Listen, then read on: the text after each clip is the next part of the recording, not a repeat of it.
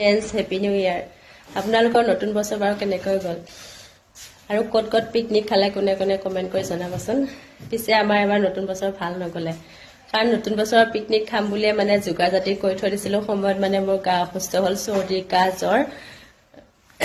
আজি মানে 3 জানুৱাৰীত অলপ যেন তেন ভাল পাইছোঁ আৰু। ছোৱালীজনীয়ে কৈ আছে পাপা মানে পিকনিকত কি কি যোগাৰ লাগিব, তাই মানে লিষ্ট দিছে আৰু সেই হিচাপে পাপাকে আনি দিছিলে। তাইক দেখাই দিয়া কি কি আনি দিছিলে।